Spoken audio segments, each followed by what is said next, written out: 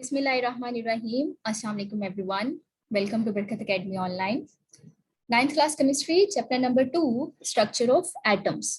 आज हम इस चैप्टर का पहला टॉपिक जो है वो डिस्कस करेंगे, जो है हमारे पास इंट्रोडक्शन से रिलेटेड। ठीक है कि और इसके अलावा जो हम इसमें मेनली डिस्कस करेंगे वो दो अहम शॉर्ट क्वेश्चन हैं जो कि इसमें से बनते हैं इस इंट्रोडक्शन के टॉपिक से। ठीक है, सबसे पहले हम थोड़ा सा इसका बैकग्राउंड देख लेते हैं। जैसा कि नाम है आपके चैप्टर का कि स्ट्रक्चर ऑफ एटम, कि हम एटम की साख्त पढ़ने लगे हैं, एटम के अंदर क्या क्या है। ठीक है, तो सबसे पहले हम हिस्ट्री इसकी पढ़ेंगे कि एटम किसने बताया कि एटम होता है। ठीक है, फिर एटम का कैसे पता चला कि एटम के अंदर भी कुछ होता है। ठीक है, किसने पढ़ा इसके अंदर की चीजों को। ये सारी हम इसकी हिस्ट्री में थोड़ा सा डिस्कस करेंगे ताकि एक सीक्वेंस बन जाए, एक कहानी बन जाए। सबसे पहला जो हम पॉइंट पढ़ेंगे that is ancient Greek philosopher Democritus suggested that matter is composed of tiny indivisible particles called atoms. ठीक है, तो सबसे पहला बंदा जो था जिसने बताया कि एटम मौजूद है वो था जी डेमोक्राइटस, जिसे हम अरस्तु कहते हैं उर्दू में। ठीक है, पुराना एक यूनानी फिलोसोफर था अरस्तु। उसने कहा था सबसे पहले कि जो हमारे पास सारा मैटर है, मैटर यानी कि तीनों मैटर की हालतें, चाहे वो सॉलिड है, लिक्विड है या गैस है, कोई भी चीज है, वो कंपोज है, बनी हुई है टाइनी, बहुत छोटी छोटी इंडिविजिबल पार्टिकल। इंडिविजिबल, डिविजिबल मतलब जो तकसीम हो सके, डिवाइड हो सके, और इनडिविजिबल जो डिवाइड नहीं हो सकती, यानी कि इससे छोटी कोई चीज नहीं है, एटम से छोटी, ये सबसे छोटी चीज है।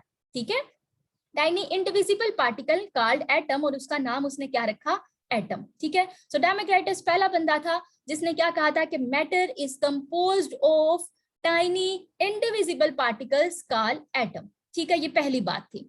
ठीक है, अब हम एक और पॉइंट पढ़ते हैं, वो है जी एटम के बारे में कि उसने एटम नाम कैसे रखा इसका।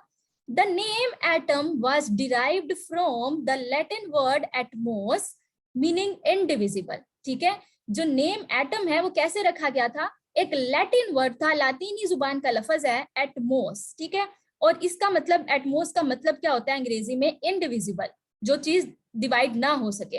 तो शुरू में चूंकि हमें यही लगता था कि एटम सबसे छोटी चीज है, एटम के अंदर कुछ नहीं है, एटम को हम डिवाइड कर ही नहीं सकते, तो इस वजह से हमने उसका नाम एटम रख दिया और वो आज तक चलता आ रहा है। जबकि आज हमें पता है कि एटम से छोटी चीजें भी मौजूद हैं।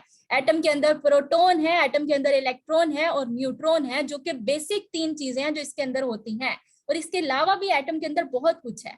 ठीक है, वो तो हमें आज पता चला, लेकिन इस वजह से हमने इसका एटम ही नाम जो है वो कंटिन्यू किया। अभी आज भी हम उसको एटम ही कहते हैं, हालांकि एटम का मतलब है कि इंडिविजिबल, वो चीज जो डिवाइड ना हो सके। ठीक है, ये आपको पता चल गया। नेक्स्ट, ठीक है, in the beginning of 19th century, 19वीं सदी तक, ये तो बहुत पुरानी बात हो गई कि जब एटम के बारे में बात हुई, उसके बाद 19वीं सदी में भी, ठीक है, उसके शुरू में भी, 19वीं सदी का मतलब है 1800 वाली सारे साल। ठीक है, 1800 से लेकर 1899 तक। ठीक है, तो जो 1800 वाले सारे ईयर होते हैं वो 19th सेंचुरी कहलाते हैं।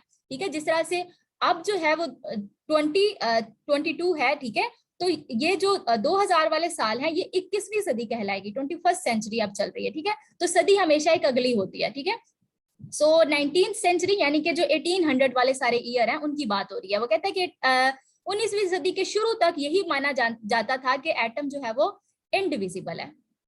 ठीक है, किसने बोला था तब एक जॉन डाल्टन था, एक scientist, put forward atomic theory. तो उसने भी एटम पे काम किया और उसने भी एक एटॉमिक थ्योरी पेश की, और उसने भी क्या बोला था, उसने भी सेम यही बात बोली थी डेमोक्राइटस वाली।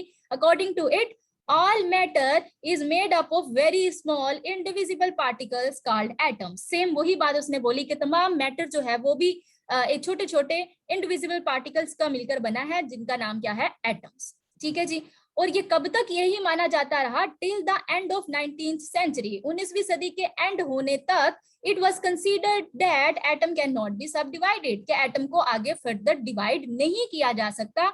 19वीं सदी के आखिर तक यही माना गया। ठीक है, यानी कि 1800 के एंड वाले साल तक यही माना गया।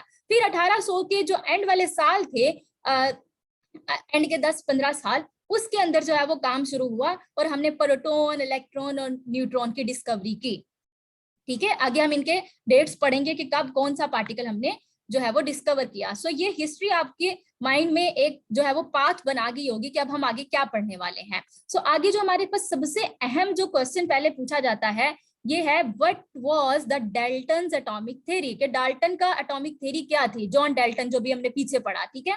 तो इसके एटॉमिक थ्योरी के कुछ पॉइंट थे जिसमें से एक पॉइंट हमने पीछे पढ़ लिया है कि एटम जो है वो इनडिविजिबल पार्टिकल्स का बना हुआ है जिनका नाम है एटम्स। ये पहला पॉइंट हमने पढ़ा था। अब हम कुछ और पॉइंट इसके यहाँ पर पढ़ेंगे कि अगर आपको शॉर्ट क्वेश्चन आता है तो आप किस तरह से इसकी डाल्टन की एटॉमिक थ्योरी लिखोगे। सो सबसे पहला पॉइंट क्या है जी, अकॉर्डिंग टू डाल्टन, वही पहली वाली बात कि all the matter is made up of very small indivisible particles called atom. ठीक है, पहली बात तो सेम है कि मैटर जो है वो एटम्स का मिलकर बना है, और एटम क्या है, स्मॉल इंडिविजिबल पार्टिकल है, छोटे छोटे ऐसे पार्टिकल है जो फर्दर डिवाइड नहीं हो सकते। ठीक है, दूसरी बात उसने एटम को डिफाइन किया खुद से कि अब एटम क्या है, an atom is an indivisible hard and dense sphere. ठीक है, कि एटम क्या है, इंडिविजिबल तकसीम नहीं हो सकता, हार्ड बड़ी सख्त किस्म की चीज है, एंड डेंस स्फीयर, डेंस का मतलब है कि ये अंदर से खाली नहीं है। ठीक है, इसके अंदर कोई चीज भरी हुई है। ठीक है, जो वो खाली नहीं है बल्कि क्या है, डेंस स्फीयर, स्फीयर मतलब गोल चीज है। ठीक होगी बात। तीसरी बात, atoms of the same elements are alike, कि एक ही एलिमेंट के जितने भी एटम होते हैं वो अलाइक एक जैसे होते हैं। ये बात तो हमें क्लियर है ना कि अगर हाइड्रोजन एलिमेंट है तो हाइड्रोजन एलिमेंट के जितने भी एटम होंगे हाइड्रोजन वाले वो सारे एक जैसे होंगे। ठीक है, and fourth point was atoms combine in different ways to form compounds. ये भी हमें पता है कि यही एटम जो है वो आपस में मिलते हैं और क्या बनाते हैं, कंपाउंड बनाते हैं। डिफरेंट वेज मतलब मुख्तलिफ तरीकों से मुख्तलिफ बॉन्ड बनाते हैं, चाहे वो आयनिक बॉन्ड बना ले चाहे वो कोवेलेंट बॉन्ड बना ले, तो वो आपस में मुख्तलिफ तरीकों से मुख्तलिफ बॉन्ड बनाकर मिलते हैं और मुख्तलिफ कंपाउंड्स बनाते हैं, चाहे आयनिक कंपाउंड चाहे कोवेलेंट कंपाउंड्स। तो ये 4 पॉइंट थे डाल्टन की थ्योरी के। पहली बात यही थी कि तमाम मैटर जो है वो एटम्स का मिलकर बना है। एटम क्या है, एटम इंडिविजिबल हार्ड और डेंस स्फीयर होते हैं, और एक ही एलिमेंट के तमाम एटम एक जैसे होते हैं, और यही एटम आपस में मुख्तलिफ तरीकों से मिलकर कंपाउंड्स बनाते हैं। ठीक है, आगे हमारे पास कुछ एमसीक्यूज हैं जो आपके पूछे जा सकते हैं और बहुत अहम भी हैं। ठीक है, वो एमसीक्यूज बेसिकली यही है कि कौन सा एलिमेंट मतलब कौन सा पार्टिकल जो है वो किसने डिस्कवर किया और कब किया। ठीक है, मतलब इलेक्ट्रॉन किसने डिस्कवर किया, प्रोटॉन और देन न्यूट्रॉन। ठीक है जी, तो ये हमारे पास सब एटॉमिक पार्टिकल डिस्कवर्ड इन, कब डिस्कवर हुए और डिस्कवर्ड बाय किसने डिस्कवर किए। तो सबसे पहले प्रोटॉन डिस्कवर हुआ, फिर इलेक्ट्रॉन और फिर न्यूट्रॉन की बारी आई। ठीक है जी, तो सबसे पहले प्रोटॉन डिस्कवर हुआ, किसने किया, गोल्डस्टीन ने, कब, 1886 में। इलेक्ट्रॉन किसने डिस्कवर किया, जे थॉमसन ने इन 1897, और न्यूट्रॉन 1932 में जाके चैडविक ने जो है वो इसको डिस्कवर किया। ठीक है, एक तो ये एमसीक्यूज पॉइंट ऑफ व्यू से मैंने यहाँ पर ऐड किया। दूसरा मैंने इसको यहाँ पर क्यों ऐड किया, ताकि हम जो इससे अगला शॉर्ट पढ़ने जा रहे हैं उसमें आपको थोड़ी सी आसानी हो उसको याद रखने में। देखें, ये अभी हमने कहा कि 19वीं सदी के जो हम हिस्ट्री जहाँ पढ़ रहे थे पहली स्लाइड में, कि 19वीं सदी के एंड तक यही माना जाता था कि एटम इंडिविजिबल है, और फिर मैंने बोला था कि एंड के 1800 साल वाले साल में प्रोटॉन और इलेक्ट्रॉन की डिस्कवरी हो गई थी। ठीक है जी, तो प्रोटॉन की डिस्कवरी हुई, उसके कुछ सालों बाद इलेक्ट्रॉन की डिस्कवरी भी हो गई। फिर उसके बाद आप देख रहे हैं कि ये तकरीबन 30 से 35 साल का गैप है, 30 to 35 इयर्स बाद जाके जो है वो न्यूट्रॉन की डिस्कवरी होती है।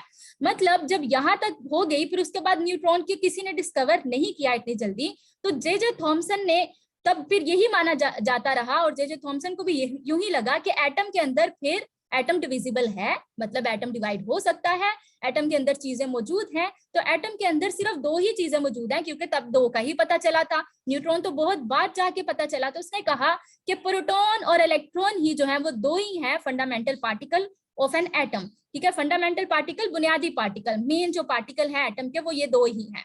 ठीक है, तो जे थॉमसन ने ये मान लिया कि प्रोटॉन और इलेक्ट्रॉन है। तो जे थॉमसन ने फिर उसके बाद ये बताया कि ठीक है, एटम के अंदर प्रोटॉन भी है इलेक्ट्रॉन भी है, लेकिन वो किधर है, इलेक्ट्रॉन दरमियान में है या प्रोटॉन दरमियान में है, कौन कहाँ अंदर किस जगह कैसे मौजूद है। ठीक है, तो इस बेस पे उसने जे थॉमसन ने अपनी एक एटॉमिक थ्योरी पेश की थी, एटॉमिक मॉडल पेश किया था, और उसने बताया था कि एटम इस तरह का है, इसके अंदर प्रोटॉन यहाँ है, इलेक्ट्रॉन यहाँ है। तो ये जो उसकी थ्योरी थी जिसमें उसने एटम का स्ट्रक्चर बताया था, वो थ्योरी का नाम है प्लम पडिंग थ्योरी। ठीक है। सो आपका जो क्वेश्चन है ये ज्यादा इंपॉर्टेंट है, what is plum pudding theory, कि प्लम पडिंग थ्योरी क्या है। अब आपको क्लियर हो गया कि प्रोटॉन और इलेक्ट्रॉन की डिस्कवरी के बाद जे थॉमसन ने प्लम पडिंग थ्योरी बताई थी, और प्लम पडिंग थ्योरी क्या बताती है, एटम का स्ट्रक्चर बताती है, ठीक है, जिसमें कि एटम के अंदर जे थॉमसन के अकॉर्डिंग प्रोटॉन कहाँ थे और इलेक्ट्रॉन कहाँ थे, और हमें पता है प्रोटॉन पे प्लस चार्ज होता है और इलेक्ट्रॉन पे माइनस चार्ज होता है।